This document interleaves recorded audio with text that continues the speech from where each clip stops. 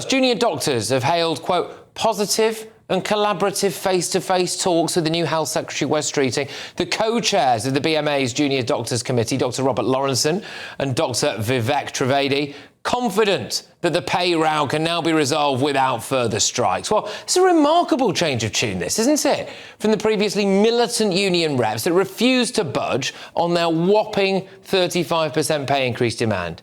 But given that Streeting has previously ruled out meeting that demand, question has now been raised as to whether or not the strikes were politically motivated and designed to punish the previous Tory government. That's something I actually put to Dr Robert Lawrenson earlier this year. Westminster needs to have a general election in the next... That's what's political, isn't it? That's what you're talking about. You see, it's got political quite quickly there. No. General election, change of government, Labour government. No, I'm not interested in what colour rosettes, in government next year. You know, when I look at my pound coins in my wallet, I don't have a Labour rosette on it or a Tory tree on it. It doesn't matter to me. Interesting. Well, yesterday's meeting comes after the latest round of industrial action ended last week, timed to deliberately coincide with the general election, which meant that no negotiations could possibly take place. Indeed, since doctors began their industrial dispute over 20 months ago, a whopping 1.4 million appointments have been postponed, with roughly 6.3 million patients still waiting for treatment. I'm very glad to be joined now by the Chief Executive of Doncaster Local Medical Council, Dr Dean Eggitt. Dean, look, thank you very much. Great to have you on the show. The junior doctors just been exposed here, playing politics with patients' lives. It's hard to say no, really, because let's be honest, striking is political. Trying to change the terms and conditions of employment is political, and it's no hidden secret, really, that a Labour government tends to be more supportive of unions. So it's hardly surprising, really, that junior doctors or any union would want the Conservative government out and to be negotiating with the Labour government. And it's hardly surprising that the first chats were positive. Of course, every first chat is going to be positive until you come across a roadblock, and then it starts to deteriorate. I just wonder whether or not that will actually mean anything to the people who died while the doctors were on strike or their relatives, you know? Yeah, it's a difficult quote, that, isn't it? Because research has been done about the impact of strikes, and actually looking back to the junior doctor strikes of, I think it's 2016.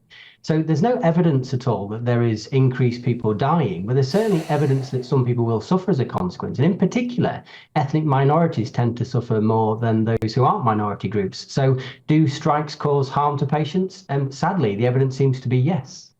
Yeah, well, I mean, obviously, if you're a healthcare professional and you decide not to go into work, then people will become less healthy. I just wonder how doctors justify that to themselves. I'm also concerned about the reality, which is they're after a 35% pay increase, supposedly. They see it as pay restoration, but that's another question, I suppose. I did actually put to Dr Lawrenson whether or not, if he got that 35% pay increase, he would still just leave and go to another healthcare system abroad like Australia, America or Canada. And I've got a little clip of it now. But you could be a part of all of this now and then just leave anyway. I hope to have a long and successful career of about 40, 50 Are you years. actively planning on going to Canada or Australia as it currently stands right now? No. But you're not ruling it out in the future? Oh, correct. I'm not ruling it out in the future, no. Yeah, I'm just wondering, when you hear all of this and we talk about it, do you actually support the junior doctors when they're out on strike? Would you support them if they went on strike again? No, I don't support striking junior doctors. I support the cause of the junior doctors. So I think it's right that junior doctors need a pay increase. They call it restoration. I think they need to be paid more. I think we need to look at their terms and conditions. It's a really, really challenging job with reasonably low pay in comparison to what they do.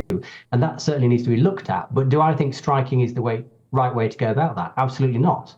I think it needs to be done by negotiation and trying to resolve the issue at hand and talking to each other. I'm not trying to the junior. Yeah, I mean, a lot of it is about bringing the public with you there, right? People went outside and clapped for the NHS. People actually locked themselves inside and lost their jobs to protect the NHS.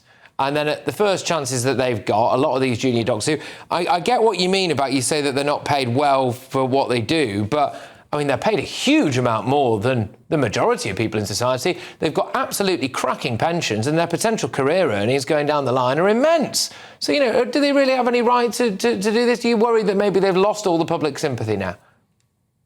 So looking at polls, the junior doctors don't seem to have lost public sympathy at the moment. Actually, the public remains in support, if not support has grown for junior doctors.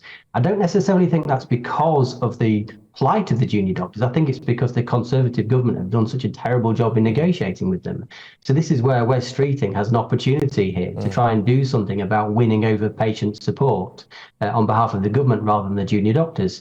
Yes, doctors are well paid, junior doctors not well paid, but the crux of the matter is if we don't do something about their pay and terms and conditions, we will lose them. And if we But they're lose going to them, go anyway. This is the thing. This is why I played that clip. You know, you've got the guy there on record. Even if he gets what he wants, he's going to have a long and happy career in being a doctor. And, you know, the allure of Bondi Beach comes calling, even if you've got the complexion of Dr. Robert Lawrenson, I'm afraid. But as the Chief Executive of Doncaster Local Medical Council, Dr. Dean Eggitt, thank you very, very much. Great to have you.